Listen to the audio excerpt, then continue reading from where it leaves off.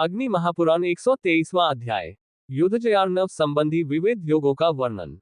अग्निदेव कहते हैं, अब स्वर के द्वारा विजय साधन कह रहे हैं। मैं इस पुराण के युद्धजयार्णव प्रकरण में विजय आदि शुभ कार्यों की सिद्धि के लिए सार वस्तुओं को कहूंगा। जैसे अ, ई, उ, ए, ओ, ये 5 स्वर होते हैं।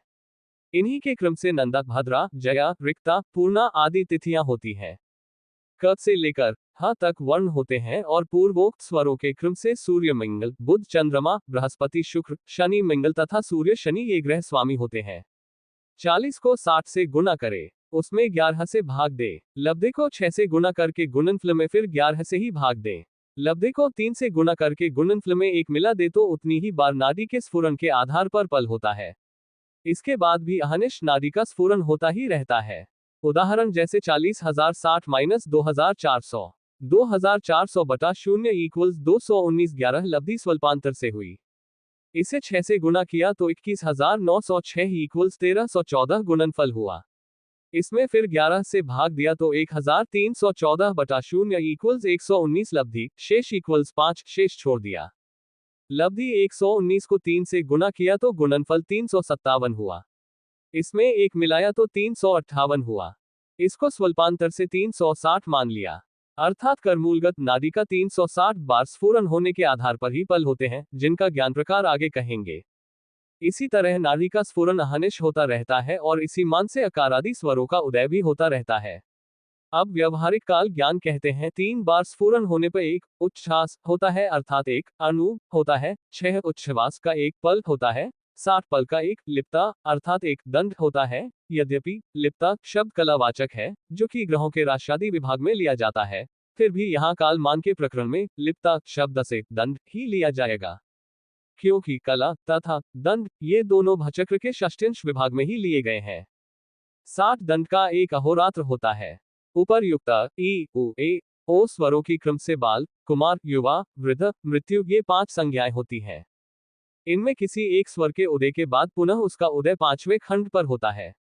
जितने समय से उदय होता है, उतने ही समय से अस्त भी होता है।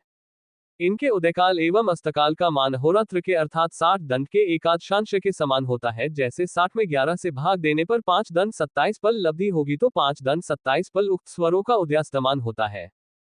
किसी स्वर के उदय के बाद दूसरा स्वर 5 दंड 27 पल पर उदय होगा। इसी तरह पांचों का उदय तथा अस्तमान जानना चाहिए। इनमें से जब मृत्यु स्वर का उदय हो तब युद्ध करने पर पराजय के साथ ही मृत्यु हो जाती है। अब शनिचक्र का वर्णन करते हैं। शनिचक्र में 15 दिनों पर क्रमशः ग्रहों का उदय हुआ करता है। इस पंचदश विभाग के अनुसार शनि का भाग युद्ध में मृत्युदायक होता है।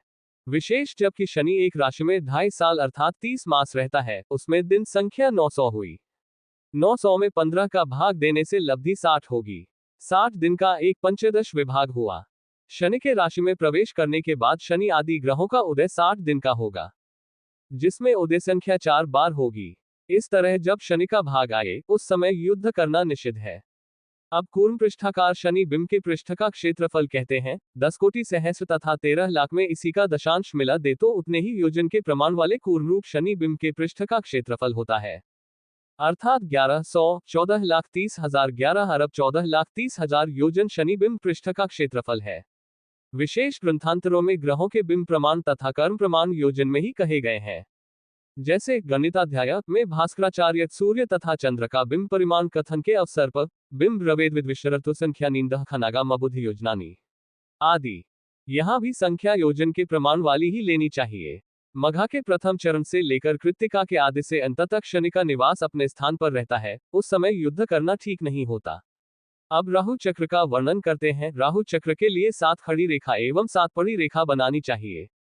उसमें वायुकोण से नैऋत्य कोण को लिए हुए अग्निकोण तक शुक्ल पक्ष की प्रतिपदा से लेकर पूर्णिमात्का की तिथियों को लिखना चाहिए एवं अग्निकोण से ईशान कोण को लिए हुए वायुकोण तक कृष्ण पक्ष की प्रतिपदा से लेकर अमावास्यात्का की तिथियों को लिखना चाहिए। इस तरह तिथिरूप राहु का न्यास होता है। र कार को दक्षिण दिशा में लिखे और ह कार को वायुकोण में लिखे। प्रतिपदादि तिथियों के सहारे क कारादि अक्षरों को भी लिखे। नैऋत्य कोण में सकार लिखे। इस तरह राहु चक्र तैयार हो जाता है। राहु मुख में यात्रा करने से यात्रा भंग होता है। अब तिथि के अनुसार भद्रा निवास की दिशा का वर्णन करते हैं। पौर्णमासी तिथि को भद्रा का नाम विष्टि होता है और वह अग्निकोण में रहती है। तृतीया तिथि को भद्रा का नाम कराली होता है और वह पूर्व दिशा में वास करती है। सप्तमी तिथि को भद्रा का नाम घोरा होता है और वह दक्षिण दिशा में निवास करती है। सप्तमी तथा दशमी तिथियों को भद्रा क्रम से ईशान कोण तथा उत्तर दिशा में, चतुर्दशी तिथि को वायव्य कोण में, चतुर्थी तिथि को पश्चिम दिशा में, शुक्ल पक्ष की अष्टमी तथा एकादशी को दक्षिण दिशा में रहती है। इसका प्रत्येक शुभ कार्यों में सर्वथा त्याग करना चाहिए। अब 15 मुहूर्ती का नाम एवं नामानुकूल कार्यों का वर्णन कर रहे हैं। रौद्र, श्वेत, मैत्र, सारभट, सावित्र, विरोचन, जयदेव, अभिजित, रावण, विजय, नंदी, वरुण, यम, सौम्य, भव ये 15 मुहूर्त हैं। रौद्र मुहूर्त में भयानक कार्य करना चाहिए। श्वेत मुहूर्त में स्नानादिक कार्य करना चाहिए। मैत्र मुहूर्त में कन्या का विवाह शुभ होता है। सारभट मुहूर्त में शुभ कार्य करना चाहिए।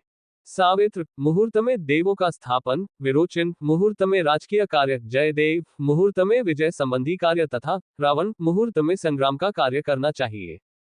विजय मुहूर्त में कृषि तथा व्यापार। नंदी मुहूर्त में षटकर्म। वरुण मुहूर्त में तदागति और यम मुहूर्त में विनाश वाला कार्य करना चाहिए।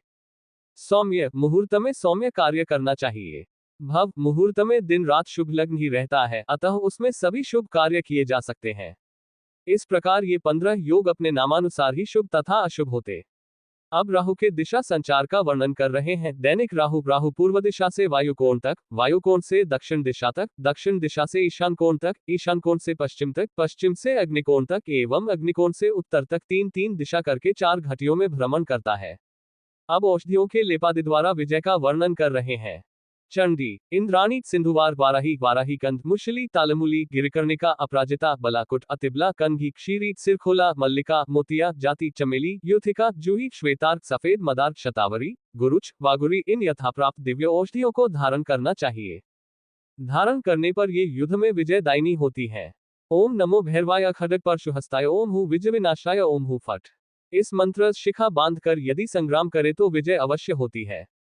अब संग्राम में विजयप्रद तिलक, अंजन, धूप, उपलेप, स्नान, पान, तेल, योगचूर्ण इन पदार्थों का वर्णन करता हूँ। सुनो, सुभगा, नीलदुर्वा, मनशिला, मेंसिल, ताल, हरताल इनको लाक्षार्स में मिलाकर स्त्री के दूध में घोटकर ललाट में तिलक करने से शत्रु वश में हो जाता है।